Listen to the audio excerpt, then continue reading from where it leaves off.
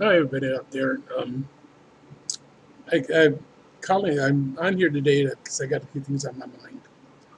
I've seen over the weekend, this past weekend with Charlottesville and in Raleigh, Durham, and all that. Um, you know, with all the craziness going on, I just got to say I'm getting sick of it, and I know a lot of people are too. For you, all you hate groups out there, and that's all you all are. Everything that happened in Charlottesville is all due to hate groups.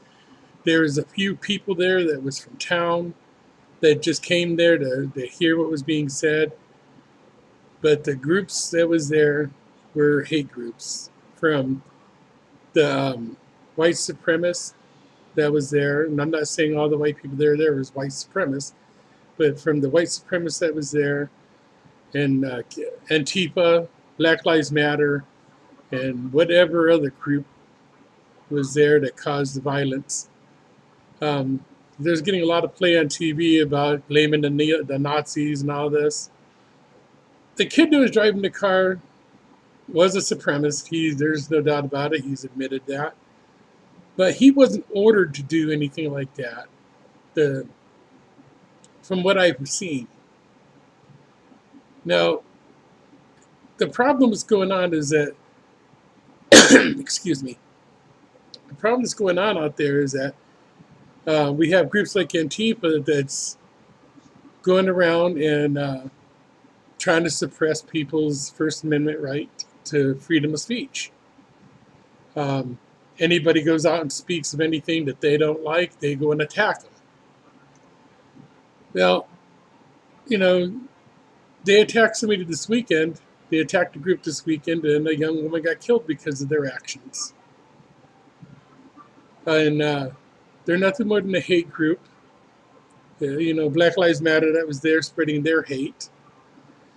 And I gotta say that I don't believe that all Black Lives Matter groups are the hate groups, but there are hate groups of Black Lives Matter. The majority of them are, and everybody's calling everybody racist.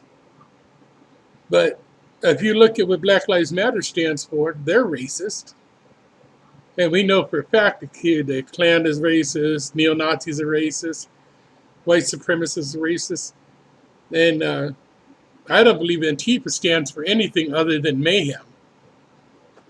I know for a fact that Black Lives Matter, the groups of Black Lives Matter, Antifa, and all of them were started. The founding people of those organizations was started by the Democratic Party, and there's tons of proof of that. You just got to be willing to accept it and go and look at it. And Barack Obama and George Soros is funding them now. The leaders of your guys' groups out there are being paid, and you guys are going out there and getting beat up while they're collecting thousands of dollars. And your leaders are being paid to antagonize you to go out and do this stuff. The same with Antifa. Antifa is nothing more than a paid thug group of a bunch of spoiled white rich kids that have no clue about what's really going on in life. They just going out there because they believe this is fun, it's something to stand for, and they're really not standing for anything other than themselves. Because if you see them, if you watch the interviews, they're ignorant, they laugh, it's like a big game to them. Well, my point of all this is that plain Americans like myself are tired of the bullshit. And you know, you could call me a Nazi, a racist, whatever you want to call me, because I disagree with your beliefs. Especially you, Antifa. But you guys need to realize one thing: is that there's a lot more of us plain Americans out there that are getting tired of your crap, and we're not going to let our country go down easily.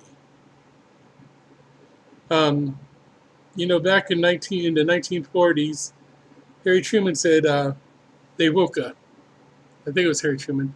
that said that Japan woke a sleeping beast or a sleeping giant. Well, that's what you guys are about to do. We've sat back and we haven't said much. We haven't done much.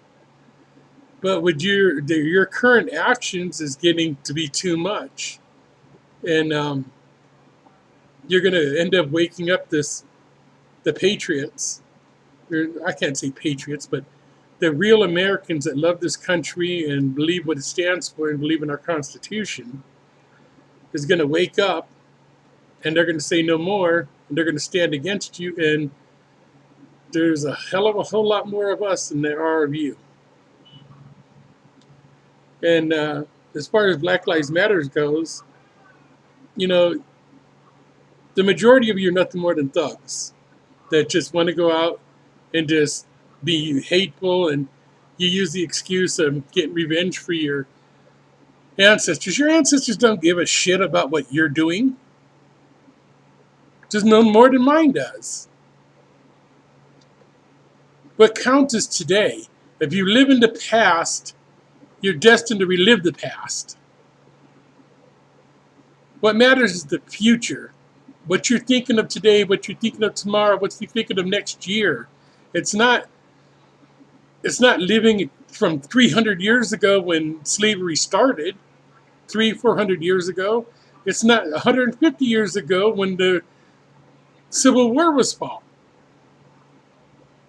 And then all your misconceptions about what the Civil War was about. Yes, there was some aspect of it about the slavery. There was some aspect about that, but there's a lot more other aspects about the Civil War. But you're not being taught that because they're not teaching you history, American history, in schools anymore. The high schoolers of my generation, the people who went through high school in my generation, actually have a higher educational level than the people graduating college today, because they're not teaching you anything of value. And I'm sorry to say that to you, but it's true. And so you guys need to really, really pull your crap together here and try to understand that America has its faults. There's no question about it. But we're still the greatest nation in the world. You don't need to worry about walking down the street and having a car bomb explode.